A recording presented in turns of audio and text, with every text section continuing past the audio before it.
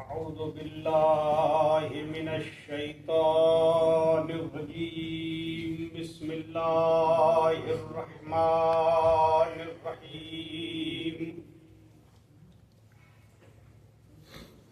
الحمد لله رب العالمين. الصلاة والسلام والتحية والإكرام على العبد المؤيد والرسول المسدد والنبي المهذب والحبيب المنتخب أبي القاسم محمد. اللهم صل على محمد وعلى أهل بيته الطيبين الطاهرين المعصومين المظلومين واللعنة على أعدائهم أجمعين من يومنا هذا إلى قيام يوم الدين. أما بعد فقد قال الله تبارك وتعالى في محكم كتابه الكريم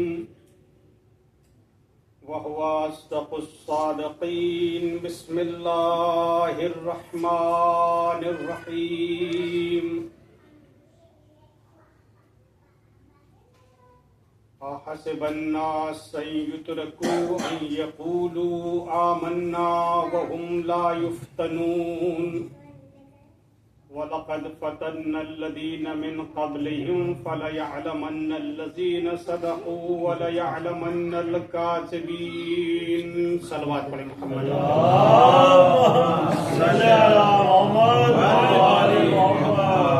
برادران عزیز، سورہ مبارکہ عنکبوت کی آیت کریمہ ہے جس میں خداوند عالم اپنی سنت جاویداں کو بیان کر رہا ہے. احسب الناس ان یترکوا ان یقولوا آمنا وهم لا یفتنون. کیا لوگوں نے یہ خیال کر رکھا ہے، کیا لوگوں نے یہ سوچ رکھا ہے کہ صرف وہ زبان سے کہہ دے کہ ہم ایمان لے آئے ہیں انہیں چھوڑ دیا جائے گا؟ سبحان اللہ. وَهُمْ لَا يُفْتَنُونَ، اور ان کو مورد امتحان قرار نہیں دیا جائے گا؟ کیا صرف دعوی ایمان سے انہیں رہا کر دیا جائے گا، ان کو مورد امتحان مورد آزمائش قرار نہیں دیا جائے گا؟ وَلَقَدْ فَتَنَّ الَّذِينَ مِنْ قَبْلِهِمْ، قرآن کہتا ہے کہ جب کہ ہم نے ان سے پہلے والوں کا بھی امتحان لیا، انہیں مورد امتحان قرار دیا، مورد آزمائش قرار دیا، طرح طرح کی مصیبتوں میں گرفتار کیا، مشکلات میں گرفتار کیا. کیوں؟ فَلَيَعْلَمَنَّ الَّذِينَ صَدَقُوا وَلَيَعْلَمَنَّ الْكَاذِبِينَ. چونکہ خداوند عالم بہر حال یہ جاننا چاہتا ہے کہ ایمان میں اپنے سچا کون ہے اور ایمان میں اپنے جھوٹا کون ہے. کس کے ذریعے؟ امتحان اور آزمائش کا حوالہ دے کر پروردگار عالم یہ جاننا چاہتا ہے کہ کون اپنے ایمان میں سچا ہے، کون اپنے ایمان میں جھوٹا ہے. اس کا مطلب یہ ہوا کہ ایمان کا ہر دعویٰ کرنے والا اپنے ایمان میں سچا نہیں ہوتا، کچھ جھوٹے بھی دعوے دار ہوتے ہیں. لہذا قرآن نے کہا کہ ہم تم سب کا امتحان لیں گے، تمہیں مورد امتحان قرار دیں گے، مورد آزمائش قرار دیں گے، اور اسی کے مطابق تمہیں اجر دیں گے، اسی کے مطابق تمہیں جزا دیں گے. ایک صلوات پڑھے محمد و آل محمد.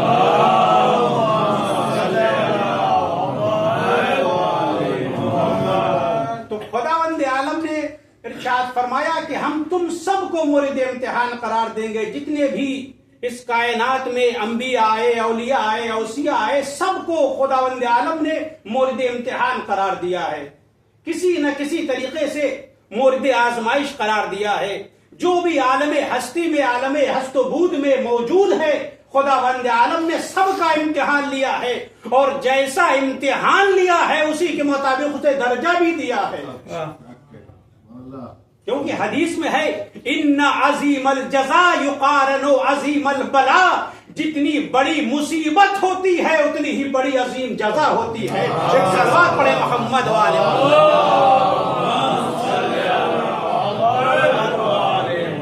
ہم تم سب کا امتحان لیں گے، بغیر امتحان کے ہم تمہیں کوئی درجہ عطا نہیں کریں گے۔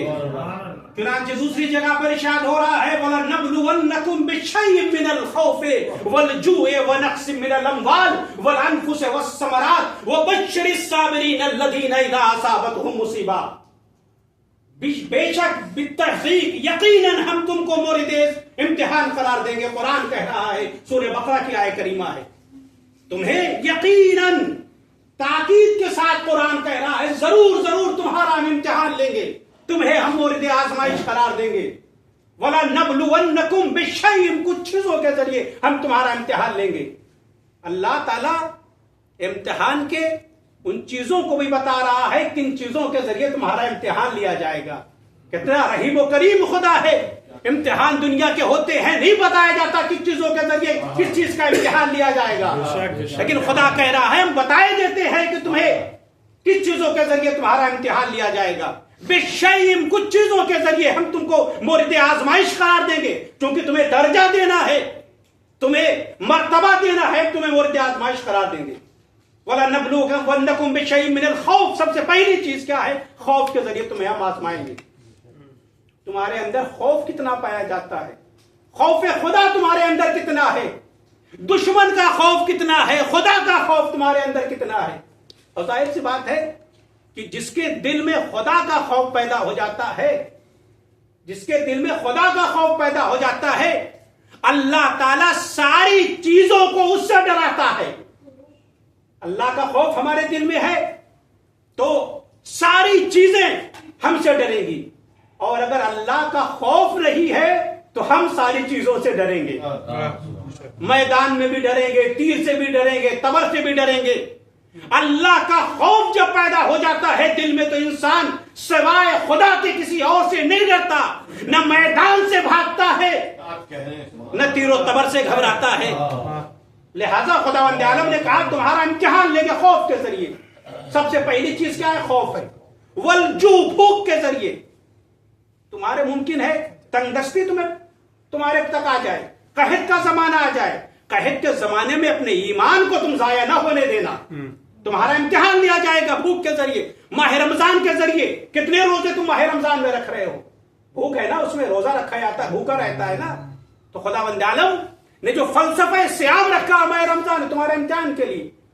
وَنَقْصٍ مِّنَ الْأَمْوَالِ، تمہارے اموال میں کمی کریں گے، دیکھیں گے تم خمس و زکات کے کتنا پابند ہو، صدقات کے کتنا پابند ہو، کار خیر کتنا کرتے ہو، کوئی ضرورت مند ہے اس کی ضرورت کو کتنا تم دور کرتے ہو، کیونکہ مال و دولت جو تمہارے پاس ہے اللہ نے تمہیں دیا ہے، جس طریقے سے تمہیں دیا ہے اس لے بھی سکتا ہے۔ ایک صلوات پڑھے محمد والے محمد۔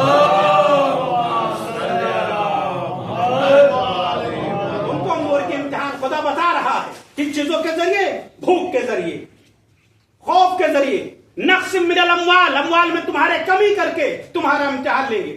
کس حد تک تم راہ خدا میں مال کو خرچ کر رہے ہو؟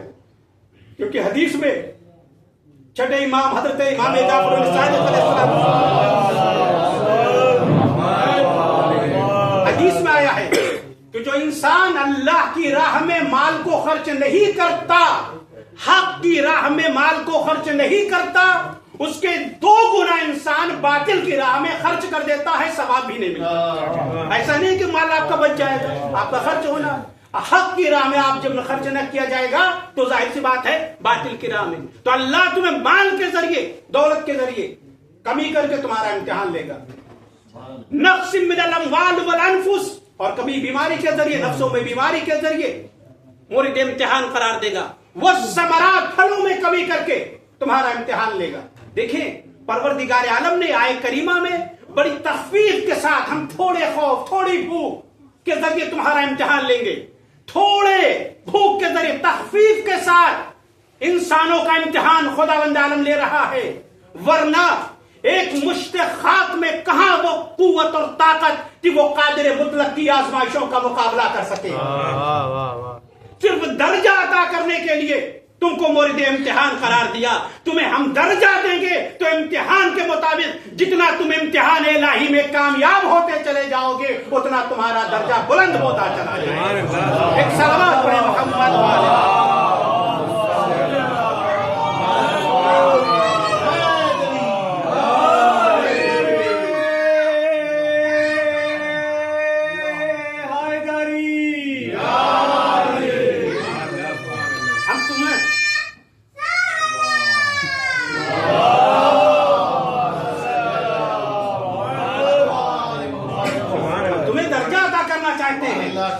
ہم تمہیں مرتبہ عطا کرنا چاہتے ہیں، ہم تم سب کا امتحان لیں گے۔ کوئی بھی نبی، کوئی بھی ولی، کوئی بھی وسیع، کوئی بھی امام ایسا نہیں ہے جس کو پروردگار عالم نے مورد امتحان مورد آزمائش قرار نہ دیا ہو۔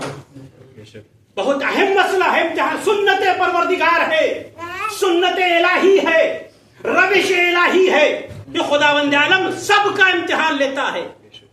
اچھا سوال یہاں پر یہ پیدا ہوتا ہے کہ امتحان جو ہوتا ہے وہ رفع ابہام کے لیے ہوتا ہے، رفع جہل کے لیے ہوتا ہے۔ ہمیں نہیں معلوم کہ فلاں صاحب کی لیاقت کیا ہے، استعداد کیا ہے، کتنا پڑھے لکھے ہیں، اور فرمائیے گا بہت اہم مسئلہ ہے۔ ہمیں نہیں معلوم کہ فلاں صاحب کی لیاقت کیا ہے، شائستگی کیا ہے، کتنا پڑھے لکھے ہیں، تو کہا مولانا صاحب آپ ان کا امتحان لے لیجئے، جس میدان میں جس فیلڈ میں آپ ان کو پرکھنا چاہتے ہیں، ان کو جاننا چاہتے ہیں کہ ان کی استعداد کیا ہے، کوالٹی کیا ہے، آپ ان کا امتحان لے لیجئے، پتہ چل جائے گا۔ ہمیں نہیں معلوم استعداد اور لیاقت اور کوالٹی کیا ہے، تو آپ کہیں گے مولانا صاحب آپ امتحان لے لیجئے، ان کی لیاقت کا پتہ چل جائے گا۔ اس کا مطلب یہ ہوا کہ امتحان رفع ابہام کے لیے ہوتا ہے، جہل کے لیے ہوتا ہے۔ ہمیں نہیں معلوم، امتحان لے لیا، پتہ چل گیا، یہی ہوتا ہے نا امتحان۔ خداوند عالم سب کا امتحان لیتا ہے۔ خداوند عالم امتحان کیوں لیتا ہے؟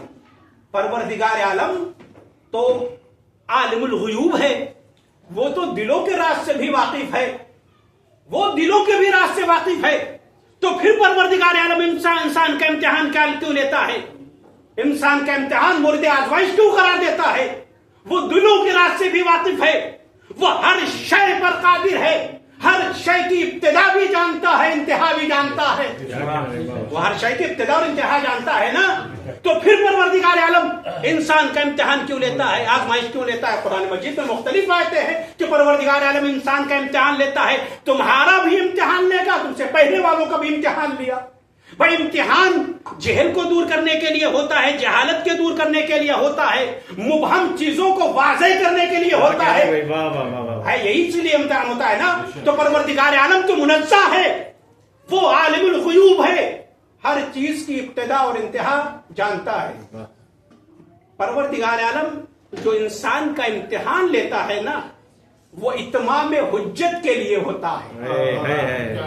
انسان کا جو امتحان لیتا ہے نا، اتمام حجت کے لیے ہوتا ہے، کیونکہ آپ نے دیکھا ہوگا انسان مقام گفتگو میں کچھ اور ہوتا ہے، مقام عمل میں کچھ اور ہوتا ہے۔ بات کرنے پر آ جائے تو بڑی بڑی باتیں انسان کرتا ہے، ہم یہ کرتے ہم یہ کرتے، اللہ کی راہ میں خرچ کرتے، مال کو خرچ کرتے، دین کی راہ میں خرچ کرتے۔ مقام گفتگو میں انسان کچھ اور ہوتا ہے، مقام کردار اور مقام عمل میں انسان کچھ اور ہوتا ہے۔ تو پروردگار عالم نے اتمام حجت کے لیے کہ پتہ چل جائے کہ مقام گفتگو میں تم کیا ہو اور خدا کی راہ کے راہ میں قربانی دینے کے معاملے میں تمہارا کردار کیسا ہے۔ ایک صلوات پڑھے محمد والے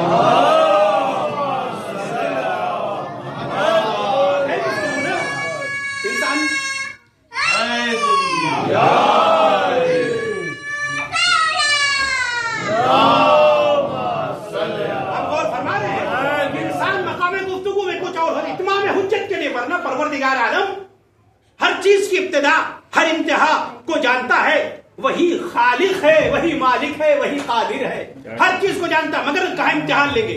اتنا اہم مسئلہ تھا کہ مولا کائنات علی ابن ابی طالب علیہ السلام نے اس معاملے میں بیان فرمایا کہ انسان کا امتحان پروردگار کیوں لے؟ ایسا مسئلہ تھا تو ہر دور میں یہ سوال ہوتا رہا کہ اللہ امتحان کیوں لیتا ہے؟ اللہ تو جانتا ہے، اللہ عالم الغیوب ہے، وہ امتحان کیوں لیتا ہے؟ مولا نے فرمایا وَإِن كَانَ سُبْحَانَهُ أَعْلَمُ بِهِم مِّنْ أَنفُسِهِمْ وَلَكِنْ لِتَظْهَرَ الْأَفْعَالَ الَّتِي بِهَا يُسْتَحِقُّ الثَّوَابَ وَالْعِقَابَ۔ مولا فرماتے ہیں اگرچہ پروردگار عالم انسان کی بنسبت انسان سے زیادہ آگاہ ہے، ہم اپنی بنسبت ہم اتنے آگاہ نہیں ہیں جتنا پروردگار ہماری بنسبت آگاہ ہے۔ اس نے ہمیں خلق کیا ہے، ہم اس کی مخلوقات میں سے ہیں۔ مولا فرماتے ہیں انسان کی بنسبت اللہ اس سے کہیں زیادہ آگاہ ہے، جانتا ہے اس کی بنسبت، اس کے ہر راز کو جانتا ہے، ہر چیز کو جانتا ہے، مگر مولا فرماتے ہیں کہ پروردگار عالم چاہتا یہ ہے وَلَكِنْ لِتَظْهَرَ الْأَفْعَالَ الَّتِي بِهَا يُسْتَحِقُّ الثَّوَابَ وَالْعِقَابَ، لیکن پروردگار عالم چاہتا یہ ہے کہ انسان سے وہ عمل سرزد ہو جائے جس کی بنیاد پر اسے ثواب اور عذاب کا مستحق قرار دیا جائے۔ اللہ جانتا ہے، اللہ جانتا ہے، مگر چاہتا یہ ہے، مولا فرماتے ہیں وہ عمل انسان سے سرزد ہو جس کی بنیاد پر اسے ثواب اور عذاب کا مستحق قرار دیا جائے، ورنہ پروردگار عالم ہر چیز کو جانتا ہے، وہ عالم الغیوب ہے۔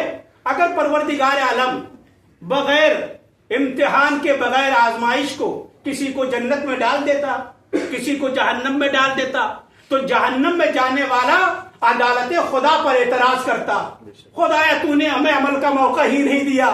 یہی تو کہتا جہنم میں جانے والا، یہی اللہ کو معلوم تھا، اللہ جانتا تھا کون اچھا ہے کون برا ہے، اسی کے حساب سے پروردگارانہ فیصلہ کر دیتا کہ فلاں جنت میں جائے فلاں جہنم میں جائے۔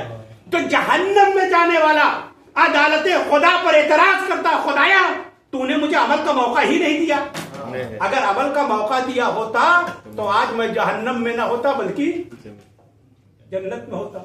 تو اللہ نے چاہا کہ کوئی میری عدالت پر، میری حکمت پر اعتراض نہ کر سکے، لہذا خداوند عالم نے کہا ہم تم سب کا امتحان لیں گے، اور جو امتحان میں کامیاب ہو جائے گا اسی کے مطابق حق میں درجہ آتا ہے۔ ایک صلوات بھیجے محمد،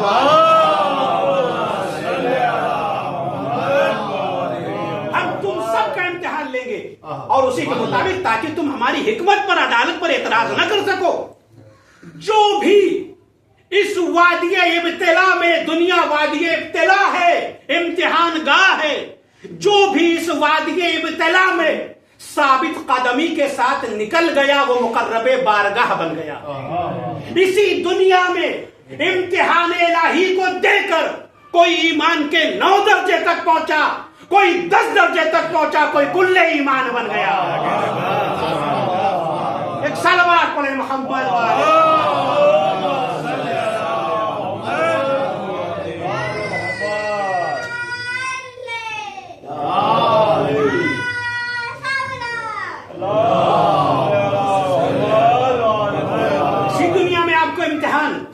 دینا ہے، اسی دنیا میں آپ نے دیکھا کہ امتحان الہی کو دینے کے بعد، آزمائش الہی کو دینے کے بعد کوئی ایمان کے 9 درجے تک پہنچ رہا ہے، کوئی 10 درجے تک پہنچ رہا ہے، کوئی کل ایمان بن رہا ہے۔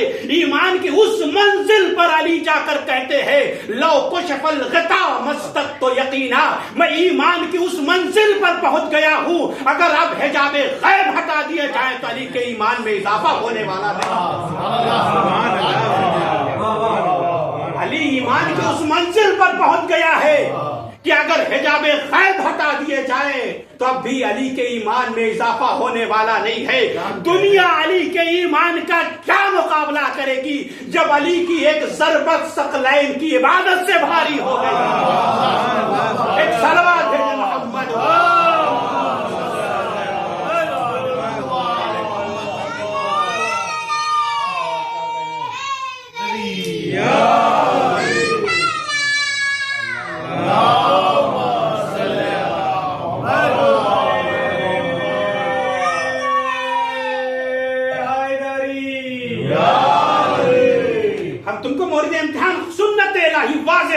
متعدد آیات قرآن مجید میں ہے. تم کو مورد امتحان، تم لوگ آگاہ رہنا، ہوشیار رہنا. کسی بھی مرحلے میں تم امتحان الہی میں مبتلا ہو سکتے ہو. پروردگار عالم اسی کے مطابق تمہیں درجہ دے گا. قرآن کہہ رہا ہم حسبتم ان تدخلوا الجنة ولما يأتيكم مثل الذين خلوا من قبلكم مستهم الباساء والضراء وزلزلوا حتى يقول الرسول والذين معه متى نصر الله الا ان نصر الله قریب. کیا تم لوگوں نے یہ گمان کر رکھا ہے ان تدخلوا الجنة ولما يأتيكم مثل الذين خلوا من قبلكم، کیا تم لوگوں پر وہ مصیبتیں نہیں آئے گی جو تم سے پہلے والوں پر آئیں؟ تم بغیر مصیبت میں گرفتار ہوئے جنت میں داخل ہونا چاہتے ہو؟ اتنا شدید مصیبت اور مشکلات میں تم سے پہلے والوں کو گرفتار کیا گیا. حتی یقول الرسول والذین آمنوا معہ، یہاں تک کہ رسول اور اس پر ایمان لانے والے مشکلات اور مصائب کو دیکھنے کے بعد اللہ سے کہنے لگے پروردگار تیری مدد کہاں ہے؟ الا ان نصر اللہ قریب، آگاہ ہو جاؤ اللہ کی امداد آنے والی ہے. قرآن مجید نے سخت ترین حالات کا حوالہ دیا، سخت ترین مصیبت میں مبتلا کیا. آج دنیا یہ کہتی ہے، بعض لوگ یہ کہتے ہیں دنیا میں کہ جنت جو ہے بغیر عمل کے مل جائے گی، بغیر عمل کے مل جائے گی. بغیر عمل کے نہیں ملے گی. جنت خیرات کا نتیجہ نہیں ہے، امتحان الہی کا نتیجہ ہے. ایسے ہی جنت نہیں ملے. قرآن حوالہ دے رہا ہے اتنا شدید امتحان، اتنے سخت مصیبت تم سے پہلے والوں پر لی گئی کہ ان پر ایمان لانے والے اور رسول یہ کہنے لگے کہ اللہ کی مدد قریب ہے. تو اس کا مطلب یہ ہوا کہ جنت کسی خیرات کا نتیجہ نہیں ہے، بلکہ امتحان الہی میں کامیابی کے بعد تمہیں جنت نصیب ہوگی. ایک سلوات پڑھے محمد وآل محمد. ہم حسبتم ان تدخلوا الجنة، تم نے کیا سوچ رکھا ہے کہ بغیر مشکلات میں گرفتار ہوئے تم جنت میں چلے جاؤ گے؟ احسب الناس ان يتركوا ان يقولوا آمنا وهم لا يفتنون. سورہ عنکبوت کی آیت. کیا لوگوں نے یہ گمان کر رکھا ہے، خیال کر رکھا ہے کہ چھوڑ دیے جائیں گے، انہیں مورد امتحان قرار نہیں دیا جائے گا؟ لکھا ہے کہ جیسے ہی مولا کائنات علی ابن ابی طالب علیہ السلام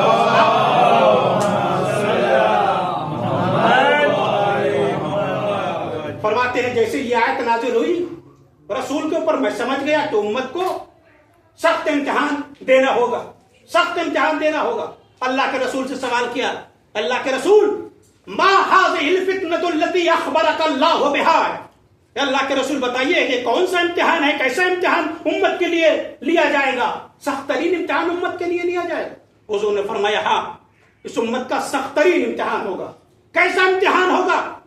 حضور نے فرمایا کبھی مال و دولت اور اقتدار و حکومت کے ذریعے ان کا امتحان لیا جائے گا. اللہ مال و دولت دے کر تمہارا امتحان لے گا. مال و دولت کے ذریعے حضور فرماتے ہیں ان کا امتحان لیا جائے گا. اس کے بعد حضور فرماتے ہیں کہ ایسا زمانہ آئے گا کہ لوگ اسلام لانے کو اللہ پر اپنا احسان بتائیں گے، ہم مسلمان ہو گئے، جبکہ انسانیت کی شرافت یہ ہے کہ اللہ پر احسان نہ جتائے بلکہ اللہ کا شکر ادا کرے کہ اللہ نے تم کو اس لائق بنایا کہ تمہیں نور ایمان سے نواز سکے. اللہ کا احسان تمہارے اوپر ہے. اس کے بعد حضور فرماتے ہیں یہ اللہ کے عذاب سے آسودہ خاطر ہو جائیں گے، ایسا عمل انجام دیں گے، دنیا میں ایسا کام انجام دیں گے جیسے انہیں عذاب کی فکر ہی نہیں ہے. جھوٹے مسائل میں شبہ پیدا کریں گے اور باطل مسائل. حضور وہ موارد گنا رہے ہیں جہاں امتحان یہ امت مبتلا ہو رہی ہے. کہا کہ جھوٹے شبہات پیدا کر کے باطل مسئلے کو حق بنانے کی کوشش کریں گے، باطل مسئلے کو حق بنانے کی کوشش کریں گے، غلط شبہات کے ذریعے حلال کو حرام، حرام کو حلال بنانے کی کوشش کریں گے، رشوت کو ہدیہ بتائیں گے، سود و ربا کو تجارت بتائیں گے. مولا سن رہے ہیں. اس کے بعد کہہ رہے یا رسول اللہ جب یہ زمانہ دیکھوں تو میں اس امت کو مرتد سمجھوں یا یہ سمجھوں کہ یہ مورد امتحان قرار پائی. حضور نے فرمایا اے علی اس وقت جب یہ تم زمانہ دیکھو کہ لوگ اسلام پر مسلمان ہونے کی وجہ سے اللہ پر احسان جتا رہے ہیں، मालो दौलत होने की वजह से कुफ्र और शिर्क इख्तियार किए हुए हैं, राह मुस्तकीम से हटे हुए हैं और रिश्वत हदिया को रिश्वत समझ रहे हैं, रिश्वत को हदिया समझ रहे हैं। जब इस तरीके का माहौल हो जाए तो समझ लेना ये उम्मत इम्तिहान इलाही में मुब्तला हो चुकी है। एक सलवात पढ़े मोहम्मद साथ इम्तिहान का हवाला दिया।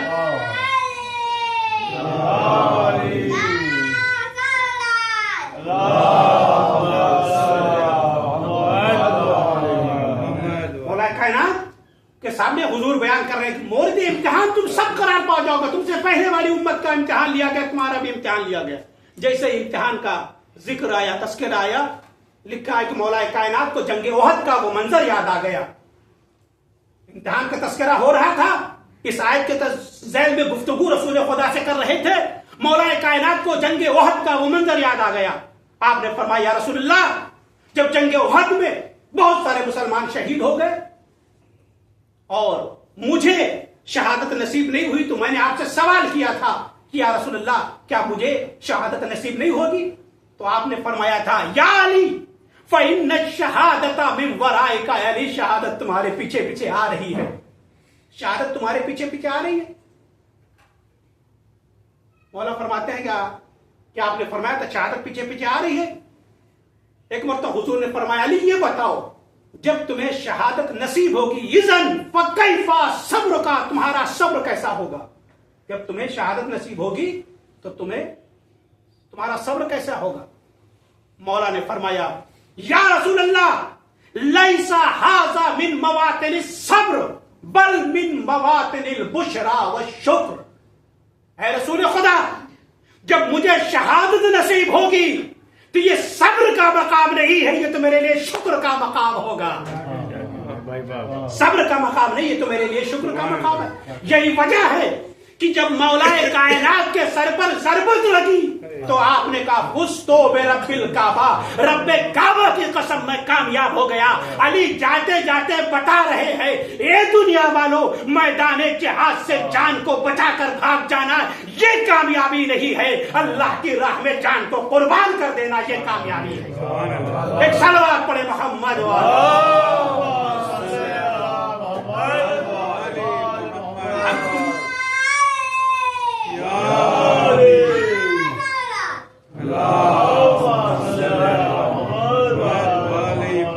हम तुम सब का इम्तिहान लेंगे, तुम सबको मुसीबतों में गिरफ्तार करेंगे, मुश्किलात में गिरफ्तार करेंगे, नेमतों को देकर तुम्हारा कभी इम्तिहान लेंगे। ऐसा नहीं कि इम्तिहान सिर्फ मुसीबतों के जरिए होता है। बलौनाहुम बिल हसनात वस्सय्यात, हमने तुमसे पहले वालों को मुसीबतों में गिरफ्तार किया, मुश्किलात में गिरफ्तार किया और उसके बाद हमने उनको नेमतों में भी रखा। यानी कभी परवरदिगार आलम गुर्बत के जरिए इंसान का इम्तिहान लेता है, कभी मालो दौलत के जरिए इंसान का इम्तिहान लेता है।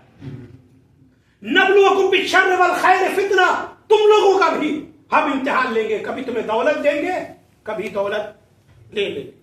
हम तुम सब का इम्तिहान लेंगे, कभी नेमतों के जरिए और कभी मुसीबतों के जरिए। क्यों? इसलिए चूंकि परवरदिगार आलम इंसान की जिंदगी में दो मरहले को देखना चाहता है, एक मरहले सब्र है, एक मरहले शुक्र है। मुसीबतों को नाजिल करता है ताकि तुम सब्र करो, नेमतों को नाजिल करता है ताकि तुम शुक्र परवरदिगार अदा करो। एक सलाम भेजे मोहम्मद हम तुम सब का इम्तिहान लेंगे, हम तुम सबको मोरिद इम्तिहान करार देंगे। नेमतों के जरिए हम तुम्हारा इम्तिहान लेंगे और मुसीबतों के जरिए तुम्हारा इम्तिहान लेंगे। कभी मालो दौलत तुम्हें देंगे और कभी मालो दौलत तुमसे देकर ले लेंगे। मालो दौलत तुम्हें देकर ले लेंगे, लेकिन तुम्हारे पाए ईमान में कोई लफ्जिश ना आने पाए। यही वजह है कि पांचवें इमाम मोहम्मद बाक़िर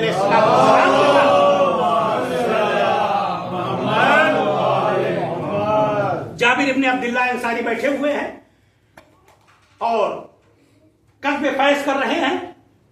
मौला ने पूछा बताओ ए जाबिर, तुम बड़ी लंबी उम्र कर चुके हो, तुमने पैगंबर का भी जमाना देखा, अली का भी जमाना देखा, हसन और हुसैन का भी जमाना देखा, सैयदुस साजिदीन का भी जमाना देखा, बड़ी लंबी उम्र है तुम्हारी, جابر تم اپنی زندگی کا تجربہ بتاؤ. بہت اہم مسئلہ ہے. دیکھیں جابر تم اپنی زندگی کا مسئلہ یعنی انسان کسی بھی مرحلے میں اپنے ایمان سے خارج نہ ہونے پائے. کسی بھی مرحلے میں. جابر تم بہت لمبی عمر کر چکے ہو, بتاؤ کیسا محسوس کرو, زندگی کا تجربہ, لائف کا تجربہ بتاؤ.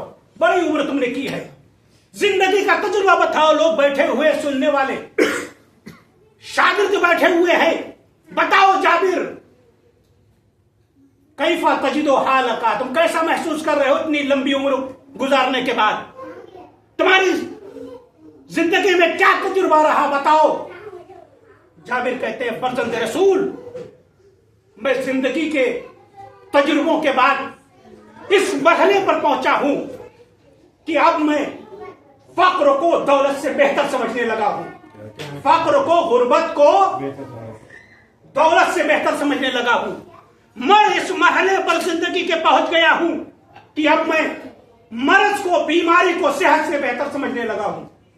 اور زندگی کا تجربہ میرا یہ ہے کہ اب میں موت کو حیات سے بہتر سمجھنے لگا ہوں. کیوں جانتے ہیں؟ اس لیے کیوں جابر کہہ رہے ہیں, یہ کوئی آسان جملہ نہیں ہے, کوئی انسان یہ نہیں کہہ سکتا. جابر کا ایمان تھا تو جابر یہ کہہ رہے تھے, ورنہ کوئی انسان, عام انسان ایسا نہیں کہہ سکتا. کون انسان کہے گا کہ میں غربت کو دوست رکھتا ہوں, میں بیماری کو دوست رکھتا ہوں, میں موت کو چاہتا ہوں, زندگی کو نہیں چاہتا. یہ جابر کا ایک تجربہ تھا, زندگی گزار چکے تھے. جابر جانتے تھے کہ انسان کا نفس انسان کو زندگی کے کسی بھی مرحلے میں گمراہ کر سکتا ہے. جابر کہہ رہے ہیں کوئی عام بات نہیں ہے کہ ہم نے سن لیا کیونکہ امام نے اس کی تصحیح کی ہے. اہم جملہ تھا جابر کا. جابر اس اپنے نفس کی سرکشی سے قائل تھے کہ انسان کی زندگی کسی بھی مرحلے میں انسان کا نفس گمراہ کر سکتا ہے. لہٰذا امام سے کہہ رہے ہیں مولا میں زندگی کے اس مرحلے پر پہنچ گیا ہوں کہ اب میں غربت کو دولت سے بہتر سمجھنے لگا ہوں. اب میں مرض کو, بیماری کو صحت سے بہتر سمجھنے لگا ہوں, موت کو حیات سے بہتر سمجھنے لگا ہوں. مولا زندگی کا بڑا تجربہ یہی ہے. مولا نے کہا جابر تم ہمارے بارے میں سننا چاہتے ہو کہ ہم کس چیز کو پسند کرتے ہیں؟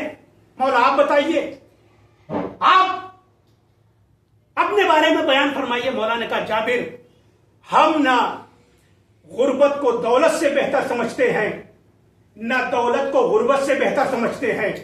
ہم نہ مرض کو, بیماری کو صحت سے بہتر سمجھتے ہیں, اور نہ صحت کو بیماری سے بہتر سمجھتے ہیں. ہم نہ موت کو حیات سے بہتر سمجھتے ہیں, نہ حیات کو موت سے بہتر سمجھتے ہیں. جابر فما یرد علینا فہو احب الینا, اے جابر جو اللہ ہم پر نازل کر دیتا ہے ہم اسے پسند کرتے ہیں. جابر ہم کسی چیز کو کسی چیز پر ترجیح نہیں دیا کرتے, جو اللہ ہم پر نازل کر دیتا ہے ہم اسے پسند کرتے ہیں. مذہب عشق و محبت میں محبوب کی طرف سے ملنے والی چیز ہر چیز پسندیدہ ہوا کرتی ہے. مذہب عشق و محبت میں محبوب کی طرف سے ملنے والی ہر چیز پسندیدہ ہوا کرتی ہے. یہ کہہ کر امام نے جابر کی ذہنی گنجائش کو دیکھ کر مقام ولایت کو سمجھا دیا.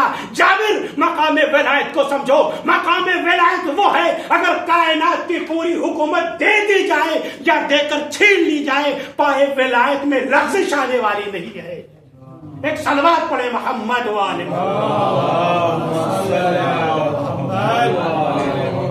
امتحان الہی, صلوات پڑھے محمد والے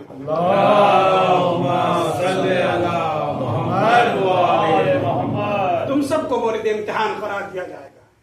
اور کربلا کا واقعہ بھی ایک امتحان تھا اہل بیت کے لیے,